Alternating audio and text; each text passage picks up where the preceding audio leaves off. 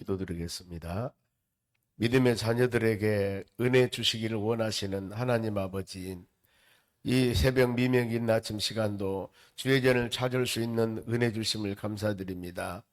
너희가 나를 찾고 찾으면은 만나 주신다고 약속하셨고, 두세 사람이 모여 기도할 때 응답해 주신다고 약속하신 하나님 아버지, 우리는 어떤 상황 가운데서도 천지를 창조하시고 인도하시고 돌보시고 세우시고 높이시고 은혜 주시고 열매 맺게 하시는 하나님 의지하며 믿음으로 살아가기를 간절히 원합니다. 오늘 하루도 복된 하루 하나님께서 우리에게 허락해 주시고 이날 하루도 기도하며 간구하여 하나님께 너희 행사를 맡기며 복된 하루 시작하기를 간절히 원합니다. 모든 심령들 마음 가운데 주의 은혜 내려주시고 오늘 하루 계획한 모든 것들이 하나님의 도우심으로 30배, 60배, 100배의 아름다운 결실 맺기를 간절히 원합니다. 특별히 마음에 소원 놓고 기도하는 사랑하는 심령들 말씀을 통하여 깨달음을 주시고 마음의 소원 이루는 복된 귀한 시간 되도록 은혜를 내려주시옵소서. 감사하며 예수님의 이름으로 기도하옵나이다. 아멘. 요절 말씀 묵상합니다. 믿음을 갖고 사는 자들의 열매 와서 보라. 요한복음 1장 46절입니다. 나다나엘이 이르되 나사렛에서 무슨 선한 것이 날 수 있느냐. 빌립이 이르되 와서 보라 하니라. 아멘. 오늘 같이 보실 하나님 말씀은 이사야서 보겠습니다. 이사야서 1장 1절에서 9절까지 말씀 봅니다. 아가서는 띄고 이사야서 보겠습니다. 이사야서 1장 1절에서 9절까지 말씀입니다.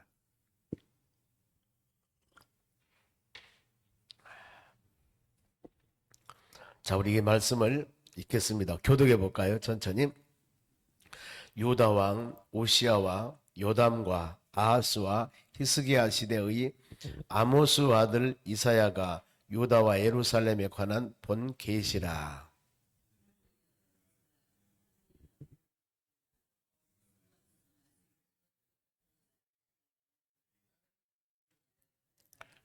소는 임자를 알고 나귀는 그 주인의 구유를 알건만은 이스라엘은 알지 못하고 나의 백성은 깨닫지 못하도다 하셨도다.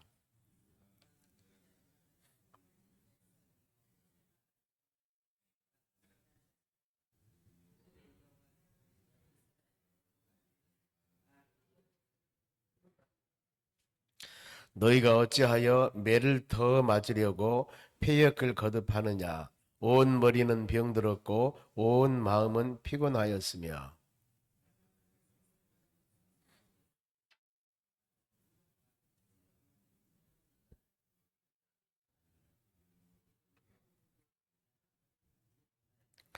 너희의 땅은 황폐하였고 너희의 성읍들은 불에 탔고 너희 토지는 너희 목전에서 이방인에게 삼켜졌으며 이방인에게 파괴됨 같이 황폐하였고.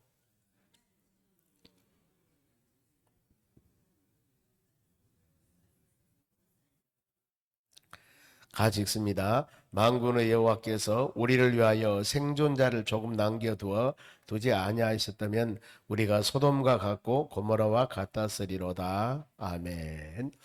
옆 사람 인사합시다. 오늘도 승리합시다. 오늘 하나님의 말씀은 말씀으로 깨달은 신앙입니다. 우리가 새벽 예배 때 솔로몬이 지었던 잠언, 전도서, 아가서 세 권의 책이 성경 말씀이 솔로몬입니다. 그런데 잠언서는 우리가 세상을 살아가는데 가장 지혜로운 삶이 뭐냐면은 하나님을 아는 것, 그리고 더 나가서 지혜롭게 사람이 살아야 된다. 31장으로 그러면 지혜가 무엇일까? 하나님을 경외하는 것이 지혜와 지식의 근본. 그래 모든 우리가 매일매일 살아가는 데는 하나님을 경외하며 살아가야 된다. 그리고 이 지혜를 얻는 것이 바로 이 보화, 금은 보석, 어떤 진주보다도 더 귀한 것이라고 그랬습니다. 지혜의 가치를 말씀합니다. 31장까지 쭉 말씀을 했고, 그 다음에 전도서는 어떤 것이냐면은 하나님을 경외하는 것이 지혜의 근본이라고 했는데 하나님을 경외하지 않고 하나님을 떠난 인생은 헛된 것입니다. 그래 전도서 1장에서는 헛된 것으로 시작해서 마지막 12장 마침은 사람의 본분이라고 하는 것은 하나님을 경외하고 말씀 따라 사는 것이다. 그러면서 어제 새벽에 그리고 우리가 가장 귀하게 여길 것은 바로 하나님은 모든 것들은 선악간에 다 심판하신다. 이러면서 전도서가 마쳤습니다. 아가서는 어떤 내용이냐면은 솔로몬이 술람민 여인과의 연애, 결혼 관계를 통해서 이스라엘 백성과 하나님의 자녀들, 교회와 예수님과 관계, 이런 관계를 비유합니다. 그런데 참 새벽에 아가서 강의도 제가 전했습니다만은 새벽에 말씀 전부 청춘 남녀들의 사랑 얘기. 그래서 원래 유대인들은 30세가 되기 전에는 아가서를 못 읽겠다고 그랬습니다. 이와 같이 아침에 그래서 뛰고 급하니까 이사야서로 갔습니다. 청춘 남녀의 사랑 관계를 제대로 알려면은 아가서 1장 쭉 시작해서 8장까지 보면은 내용들이 기록합니다. 그러면 이제 이사야, 그 다음에 에레미야, 에스겔, 다니엘서 이 바로 에레미야가 5권의 하나님 말씀을 대선지서라고 그럽니다. 대선지서. 그리고 호세아부터 시작해가지고 말라기까지 12권의 말씀을 소선지서. 그래서 애언서 선지서 그렇습니다. 이것을 17권으로 보고 있습니다. 구약에서 애언서 선지서. 오늘 1장 1절 봅니다.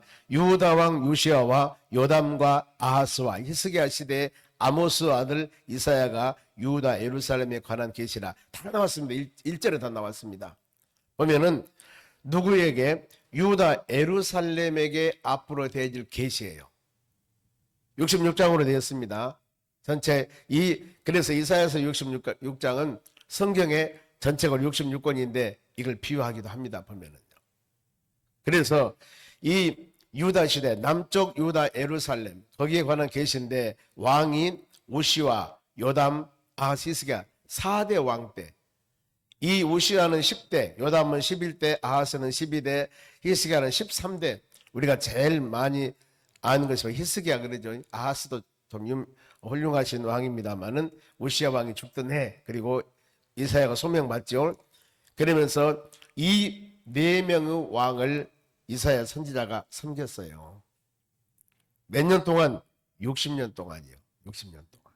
그러니까 이사야는 선지자입니다. 즉 하나님의 부르심을 받아가지고 이 나라와 국가, 이 왕들에게 하나님의 말씀을 증거한 사람이 이사야예요.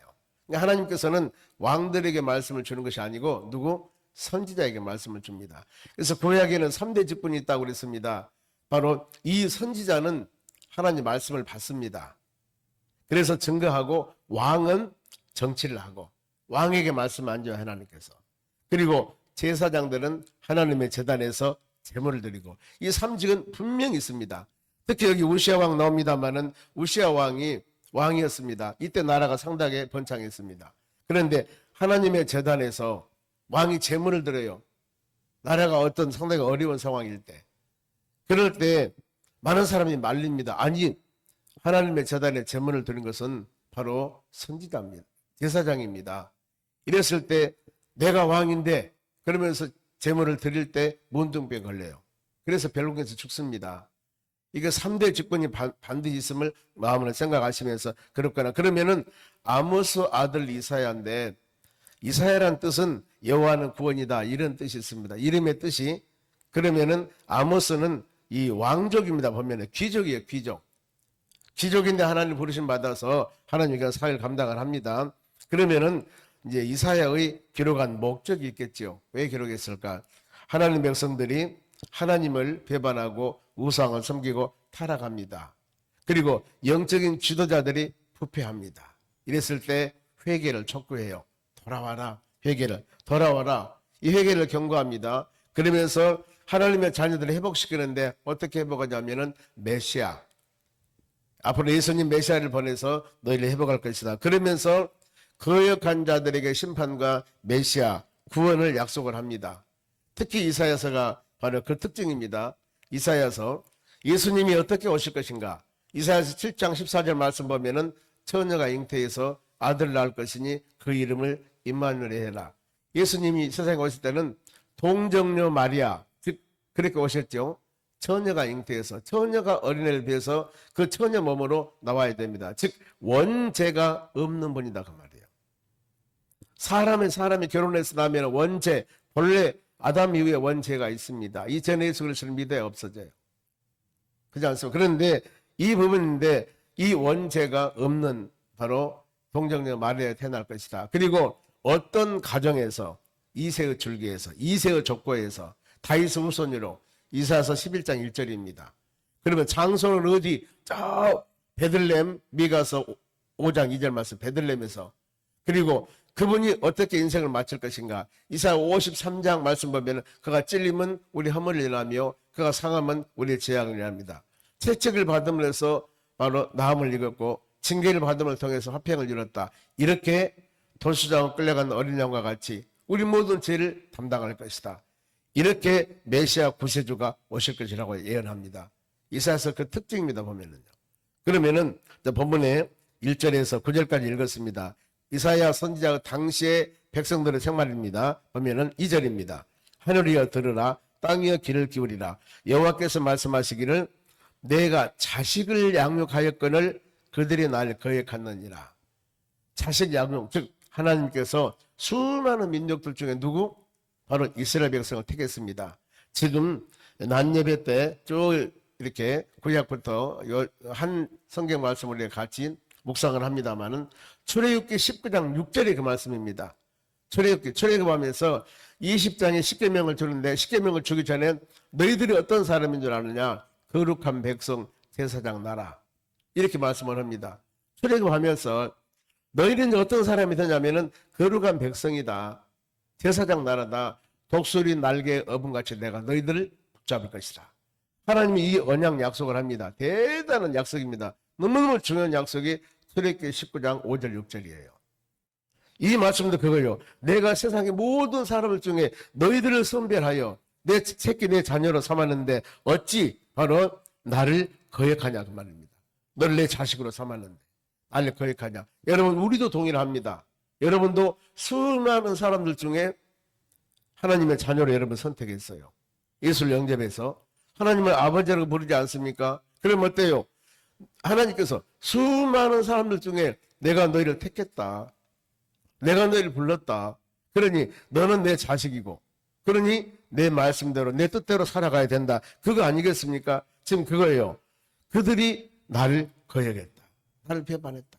우리가 이와 같이 하나님 말씀 붙잡고 믿음으로 하나님 경배하며 찬양하며 살아가야 되는데 그러지 못하면 하나님이 얼마나 마음이 아프겠어요. 내가 너를 내 자식으로 택했는데 왜 너희들은 나를 거역하고 나를 버리냐 이렇게 말씀하지 않습니까? 그러면서 뒤에 봅니다. 말씀을 순종하는 사람과 순종하지 않는 사람의 결과입니다. 자 19절 말씀을 봅니다. 뒤로 좀 넘어가면 19절 너희가 즐겨 순종하면은 말씀에 순종하면은 땅에 아름다운 소산을 먹을 것이며 축복을 주지요. 그 다음 20절 너희가 거절하면은 하나님 말씀을 거절하면은 배반하면은 칼에 삼키리라. 누구예요? 나 여호와 입의 말씀이라. 이건 정확한 하나님 말씀이라는 거예요. 순종했을 때 주는 축복, 더 나아가서 불순종했을 때 그들에게 주는 바로 이 책망. 이걸 그러면 우리도 이 말씀 묵상하셔야 돼요. 우리가 누구예요? 이스라엘 백성과 같이 하나님의 자녀들입니다. 말씀 안에 믿음 안에 살을 때 은혜되지만 그러지 못하면 하나님께서 우리에게 많은 어려움을 준다. 그러면은 이런 은혜를 모르는 그들을 책망이 3절입니다. 보겠어요? 같이 읽어볼까요? 소는 그 임자를 알고 나귀는 그 주인의 구유를 알건만은 이스라엘은 알지 못하고 나의 백성은 깨닫지 못하도 아시도다. 소도 바로 염을 주는 주인을 안다. 나귀도 밥 주는 사람을 안다. 그잖아요. 우리 여기 뒤에 보면은 바로 고양이가 몇 마리가 살아요. 그런데 고양이를 기른 모양이에요. 나는 안 기르는데 내가 상당히 죄송하지만 미워했거든요. 왜냐하면은 저기 이 목양실 앞에 똥을 싸놓으니까 냄새가 엄청 많이 나요. 여러분들 그랬더니 누가 그래요. 밥을 주면은 내가 밥을 그냥 살짝 끔쳤거든요. 그랬더니 우리 누가 준다는 거예요. 그래서 왜 고양이 밥을 줘요? 똥 싸고 그러는데 그랬더니 뭐라 그러냐. 목사님 고양이를 내가 없으면은요 주새끼들이 돌아다닙니다. 저기 위에 성전에 바로 전선이 많이 있는데 쥐새끼들 전선 갉아먹으면 안 됩니다. 왜 고양이 가까이 올라가는가? 모르겠습니다만은 그래서 그들로부터 이렇게 큰 세 마리가 지금 살아요. 집도 지어놔서 봅니까요? 박스로 해서 놔뒀는데 거기다가 이제 요즘에는 제가 이런 안 하니까 보면 안 도망가요. 보면은 그러잖아요. 여러분 짐승들도 밥을 주면은 주인 알아요. 시골에서 보면은요 돼지를 기르면 돼지막에 밥을 갖고 가면 껄껄껄껄하고 돼지가 오지 않습니까? 그래도 보세요. 닭도 모이 갖고 가면은 막 모여들어요. 주인을 알잖아요. 밥 준 주인을. 그런데 만민 중에 택한 하나님의 자녀들이 나를 모르다니. 세상 말로 소새끼 개새끼만도 모두 다 그 말이에요. 지금 그 말입니다. 너희들은 왜 깨닫지 못하는가? 시편 49편 20절에 종기에 처하나 깨닫지 못한 자는 짐승과 같다고 성경은 말씀하고 있습니다. 그러면서 그들에게 범죄 사실을 말씀합니다. 4절 봅니다. 슬프다 범죄한 나라요 허물진 백성이요 행악의 종자요 행위가 부패한 자식이로다.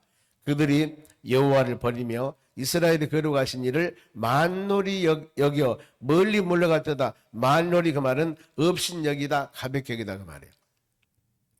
하나님 백성으로 택해서 주야로 밤낮으로 지키시고 돌봐주시고 은혜 주신 하나님이신데 왜 하나님을 가볍게 여기는가? 우리가 죄악 중에 헤매고 있을 때 독생자인 예수 그리스도를 보내서 십자가에 죽게 하고 이 예수 그리스도 피 속죄의 대가로 구원받는 우리인데 엄청난 하나님의 사랑을 받으면서도 하나님을 혹시라도 가볍게 만홀히 여기면 안 됩니다. 십계명에도 여호와 이름을 망령되 일으키지 말라 그러지 않습니까? 우리는 하나님을 경배하며 찬양하며 존귀와 영광을 하나님께 돌리는 믿음의 사람들이 되어야 됩니다. 우리가 복음성가나 더 나가서 이 찬양을 볼 때 존귀와 영광을 받으신 하나님이라는 단어가 많이 나옵니다. 그러거든요. 우리는 오직 경배, 찬양, 존귀, 영광 이 하나님께 돌려야 하는 겁니다. 왜요? 믿음의 자녀들이기 때문에. 그래서 하나님께서는 원하는 것은 바로 형식적인 것은 싫어해요. 12절 옆에 봅니다. 12절 너희가 내 앞에 보이려 오니 이것을 누가 너희에게 요구하였느냐 내 마당만 밟을 뿐이라. 정성과 마음으로 예배를 드려야 되는데 그러지 아니하고 전혀 형식적인 믿음 생활을 해 나가는 겁니다. 그래서 예수님께서도 요한복음 4장 24절에 하나님의 영이시니 영과 진리로 예배를 드려라 그랬습니다. 영과 진리로 하나님의 성령 은혜 가운데 진실된 마음으로 회개하는 마음으로 이 마음으로 예배를 드려야만이 이 예배가 하나님 보시기에 합당한 예배라고 그랬습니다. 바로 범죄 사실을 책망하면서 그러면은 하나님의 바로 징계를 하는데 백성들의 상태가 5절 6절입니다. 5절 보겠습니다. 너희가 어찌하여 매를 더 맞으려고 폐역을 거듭하느냐 온 머리는 병들었고 온 마음은 피곤하다. 온 머리와 온 마음 생각하는 것들이나 마음의 모든 것들이 거기다 보니까 폐역했다. 하나님을 등졌다. 배반했다 그 말입니다. 그러니까 이 하나님의 자녀들이 하는 생각이나 마음으로 먹고 있는 것들이 하나님을 경배하고 하나님을 찬양하고 선한 마음이 아니라 육신적인 소욕이 아니라 성령 은혜 믿음으로 살아가야 되겠다 이런 마음을 갖는 것들이 아니라 전형적인 타락된 세상이에요. 여러분 우리가 믿음 생활을 해 나가면서 날이 가고 달이 갈수록 우리 믿음은 더 신실해야 됩니다. 우리 믿음은 더 강해야 됩니다. 왜냐하면 세상이 더 강하기 때문에 세상 물질 유혹이요 더 강합니다. 사단마귀 역사도 강합니다. 요즘에는 지금 이 모든 물질 문명들이나 보면은 발달된 여러 가지 사회 변화가 우리 믿음 생활에 나가는 사람들을 그냥 놔두질 않아요. 보면은요. 그렇죠. 모든 것들이 얼마나 발달됐던가 아니면 손에 가지고 있는 스마트폰만 하더라도 이것만 가져도 하루 갖고 논다는 거예요. 너무너무 이러니 우리가 말씀을 묵상하고 성경 구절 암송하고 믿음으로 하나님과 살아가는 데는 그야말로 영적인 전쟁입니다. 끊임없이 말씀을 모장하지 않으면 안 돼요. 너희 머리는 병들었고 생각은 타락한 거예요. 보면은요. 온전한 생각이 아니다 그 말입니다. 그러면서 6절도 보세요. 6절 발바닥에서 머리까지 성한 곳이 없다. 상한 것, 터진 것, 새로 맞은 흔적뿐이거늘 그것을 싸매며 기름으로 부드럽게 함을 받지 못하니라. 하나님의 성령 은혜로 죄전에 와서 힘들고 지치고 어렵게 기도하며 간구하여서 하나님의 선한 뜻 가운데 믿음으로 살아가는데 하나님 어떻게 하면 내가 믿음으로 잘 살아갈 수 있겠습니까? 우리 마음을 짜면서 싸매면서 기름을 바르면서 주의 전에 와서 바로 이 강팍한 마음을 부드러운 마음으로 성령의 역사 가운데 만들어야 되는데 그러지 못한다 그 말입니다. 갈수록 머리에 생각하는 것들이나 아니면은 우리 행하는 모든 것들이 더 악하고 더 매맞을 줄만 우리가 하고 있다 그 말입니다. 지금 하나님의 자녀들에게 그걸 말씀하는 겁니다. 그러면은 이와 같이 말씀을 떠나서 자기 마음대로 살고 타락된 삶을 살았을 때 그 결과가 어떤가? 이게 7절 8절이에요. 7절 봅니다. 너희 땅은 황폐하였고 너희 성읍들은 불에 탔고 너희 토지는 너희 목전에서 이방인에게 삼켰으며 이방인에게 파괴됨 같이 황폐하였고 이렇게 될 것이다 그 말입니다. 지금 이 아모스 아들 이사야 선지자에게 이 유다와 예루살렘에 관한 계시를 했지 않습니까? 앞으로 될 일이에요 지금 보면은요. 지금 그들의 영적인 상태가 이러니 빨리 돌아와서 말씀과 믿음 안에 거해야 된다. 그러면 우리는 이 말씀을 이 이사야 선지자를 통해서 하나님의 자녀들에게 주신 말씀을 우리에게 마음에 새겨야 됩니다. 하나님께서 수많은 사람들 중에 우리를 택하였는데 우리 마음과 생각과 뜻은 어떤가? 예배 드릴 때 마음은 어떤가? 이걸 점검해 봐야 됩니다. 그러면서 이 범죄했을 때 결과가 어떤 것인가 보면은 7절 8절 봅니다. 딸 시온은 포도원의 망대 같고 참외밭도 원두막 같이 에워싸인 성읍같이 겨우 남았더라. 포도밭에 예를 망대나 저기 외를 심어놓은 사람 외막은 그 밭에 외막이 있는데 조금만 하나 세워놨지 않습니까? 외롭게 있는 상태를 말한 겁니다. 하나님의 풍성한 은혜 가운데 살아야 되는데 너무나 외로운 상태다. 그러면서 이제 하나님께서 그들에게 깨달음을 줍니다. 하나님은 항상 이사야서도 마찬가지입니다. 이사야 40장 이후에 특별히 60장 이후에는 전형적인 회복입니다. 하나님의 놀라운 축복의 말씀이 계속 기록하고 있어요. 앞에 전반절에는 수많은 여러 가지 이사야 선지자, 이스라엘뿐만 아니라 주위에 있는 모압, 암멘, 블레셋 수많은 나라들이 다 멸망당한다. 그러면서 이스라엘 회복을 말씀합니다. 그리고 마지막에 놀라운 하나님의 축복 가운데 새하늘과 새 땅까지 계시라는 것이 바로 이사야 말씀이거든요. 그러면은 하나님이 어떤 사랑을 베푸는가? 9절 말씀 보세요. 만군의 여호와께서 우리를 위하여 생존자를 조금 남겨주지 아니하였다면 우리가 소돔 같고 고모라 같으니라. 아무리 세찬 바람이 불어도 씨앗은 남겨둡니다. 씨앗은 지금 요한계시록 우리가 소유할 때 말씀하지 않습니까? 아무리 바로 7년 대화 환란 가운데 세상을 싹 쓸어버린 나더라도 하나님은 구원받는 자들은 붙잡아 준다 그 말이에요. 이기는 자들, 말씀과 믿음 안에 사는 자들을 14만 4천 명 하나님이 붙잡아 줄 것이다. 이걸 지금 말씀하지 않습니까? 우리는 이런 귀한 말씀을 통해서 우리 신앙 아무리 환경이 변하고 아무리 힘들어도 오직 예수입니다. 말씀 붙잡고 여러분 나가세요. 그러면은 언젠가 아무리 하나님께서 세상에 아무리 폭풍과 같은 재난이 온다 하더라도 믿음의 자녀들은 건져주시고 구원해 주실 줄로 믿습니다. 9절입니다. 너희 소돔 관원들아 바로 여호와 말씀을 들을지어다. 너희 고모라 백성들아 우리 하나님의 법에 귀를 기울지라. 뭐죠? 생존자는 남겨준다는 하나님의 사랑이에요. 아무리 어려워도. 그리고 또 한 가지는 하나님의 법에 말씀을 기울이라. 성경 말씀 붙잡고 나가라. 이것이 바로 우리가 아름답게 살아가는 겁니다. 오늘 이사야서 30 말씀을 했습니다. 아무쪼록 믿음으로 여러분 항상 어떤 상황 가운데서도 예수님 꽉 붙잡고 믿음으로 나갈 때 우리에게 힘을 주고 은혜를 주고 능력을 주어서 우리는 할 수 없습니다. 하나님께서 권능의 손으로 붙잡아 주셔서 모든 것을 이겨나갈 수 있는 환경과 여건 바로 믿음으로 방패되신 하나님께서 우리를 붙잡아 주실 줄로 믿습니다. 기도하겠습니다. 하나님 감사드립니다. 이 하루도 주신 말씀 마음에 새기며 우리가 믿음으로 승리하는 하루가 될 수 있도록 은혜를 내려주시옵소서. 이 배당택 김남남 권사님 1,000번째 드립니다. 624번째 마음과 정성으로 들어지는 물질에 복을 주시고 하나님의 은혜와 권능을 베풀어 주시옵소서. 감사하며 예수님의 이름으로 기도하옵나이다. 아멘. 주기도문으로 마치겠습니다.